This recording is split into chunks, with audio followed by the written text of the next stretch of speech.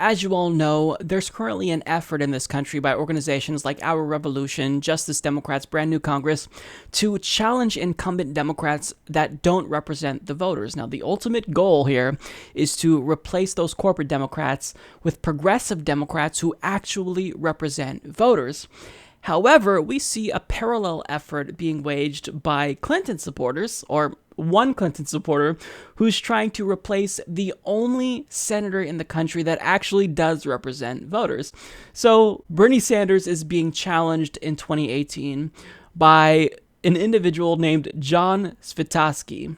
Now, here's what we know about Jon so far.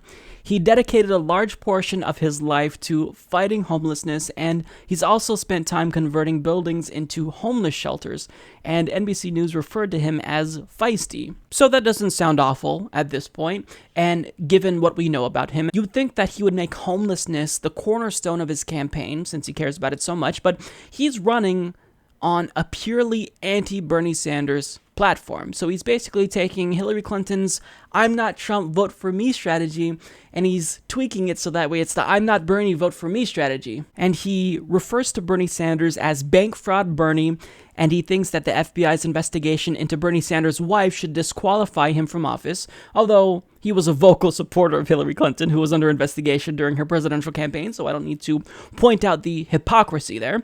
But he also blames Bernie Sanders for Donald Trump, and he also lambasts Bernie Sanders for being a celebrity. And I mean, if Bernie Sanders is in fact a celebrity, then he's a celebrity exclusively because of the policy ideas that he's espousing. People like him because he's standing up for the people, but nonetheless, overall, Jon is running a strictly anti-Bernie Sanders campaign, which is interesting to me personally from a strategic standpoint, because we just saw another poll that showed Bernie Sanders is still the most popular politician in the country. To run on an anti-Bernie Sanders platform exclusively when he is the most popular politician in the country with the highest approval rating, it doesn't make any sense to me strategically at all. It's a bold strategy, Cotton. Let's see if it pays off for him. But nonetheless, let's see what NBC News had to say about Jon Svitavsky.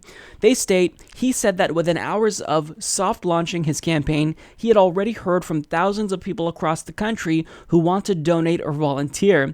There's a lot of anger out there in my party against Bernie, Svitavsky said. The political novice, who clashed with Bernie Sanders over homelessness policy in Vermont in the past, thinks Democrats need to stop coddling the senator. Quote, I believe that Bernie Sanders' entire involvement with the Democratic Party has been devastating, he said.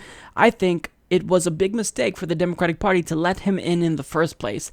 And Svitavsky said Vermont voters are concerned by the FBI investigation into the finances of Burlington College, a small school that Sanders' wife ran before it shut down under the weight of a bank loan she took out.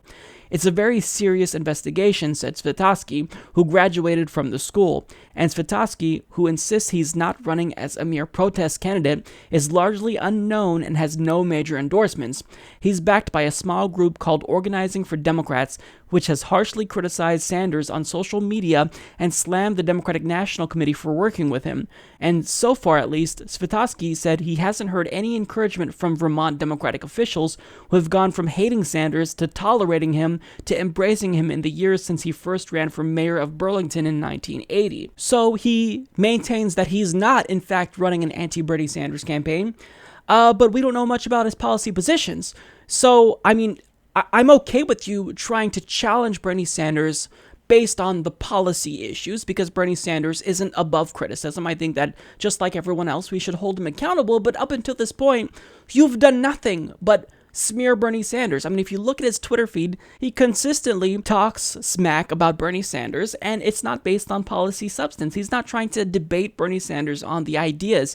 He's just latching on to these right-wing smear attempts at Bernie Sanders. And like other Clintonistas, he's also implying that Bernie Sanders, of course, is sexist, and he tweeted out a link to a blog that claims that Bernie Sanders has a terrible attitude towards women. So, like other Democrats, he's using identity politics to smear Bernie Sanders, and he's implying heavily that Bernie Sanders is a sexist. But, I'm actually glad that Jon brought up identity politics, because I have some questions for Jon about identity politics for himself. So I'm wondering why, if he cares so much about women, why he's against abortion, because he actually made a post about his disagreement with Hillary Clinton on this particular issue.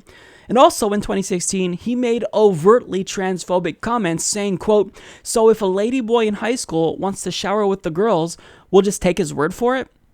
And in 2015, he stated that he disagrees with homosexuality, but of course he doesn't hate homosexuals, because he takes one of those love the sinner, hate the sin approaches to homosexuality, which is inherently homophobic, because you are operating from the premise that homosexuality is inherently sinful, which is offensive and just bigoted. It's an asshole thing to say, but nonetheless, he's against homosexuality. But don't worry, gay people, he supports you. He wouldn't fight against your rights. He just looks down upon you condescendingly so. He also defended Billy Graham, who is an anti-gay televangelist, when Graham spoke out against the, quote, in-your-face portion of the gay rights movement.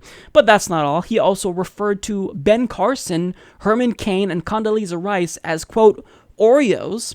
And when it comes to Condoleezza Rice, he actually stated that she, quote, should be arrested, tried fairly, then hung by the neck till she dies and rots in hell, and so shall it will be, for justice will be done when she stands before God and Jesus, unless she repents, confesses, turns and humbles herself before him. Now, he also doesn't believe that mental illness is a legitimate form of illness, so he's a mental illness truther. And he also thinks that access to mental health care doesn't matter. He's also an anti-vaxxer, or at a minimum, he's skeptical towards vaccines. And if you want to know more about Jon, I'll provide you with a link to the Google Drive file that Reddit user PantStatus0 created that has a lot of Jon's repulsive comments. But not all of what we know about Jon so far is bad, because apparently he's a big pothead, which I don't find as a negative. I think that's actually a positive, because I know that he's going to be in favor of legalizing marijuana. And surprisingly enough, he also hates Debbie Wasserman Schultz, which makes no sense. And what's odd is that he actually agrees with Bernie Sanders' agenda, and he wanted Elizabeth Warren to run instead of Hillary Clinton. So politically, Jon seems to be all over the place. But here's what I'll say to Jon. If you want to challenge Bernie Sanders, again, I'm fine with that. I'm not someone who's going to argue that Bernie Sanders is above criticism. I don't think you're going to win. But the thing is that if you're going to challenge Bernie Sanders, why don't you address your policy disagreements with Bernie Sanders? Simply running on an I'm not Bernie, vote for me platform isn't going to be conducive to your electoral success. Not just because it's not a good strategy, because obviously that didn't work out well for Hillary Clinton, but also because Bernie Sanders is the most popular politician in the country. So not being Bernie Sanders exponentially disadvantages you. So if you want to take on Bernie, we'll come at him with the policy substance, but you have no chance of winning. No chance of winning, because given your ideas, you are a less desirable candidate than Hillary Clinton even. So I don't think you have much of a chance. And I say bring it on if you want to challenge Bernie Sanders, because you clearly have nothing to offer in terms of policy. But I mean, prove me wrong. But who am I kidding? Because obviously you are an unhinged Clintonista that has no chance of winning. So yeah, we have nothing to worry about. Support this podcast by joining the independent progressive media revolution today at humanistreport.com.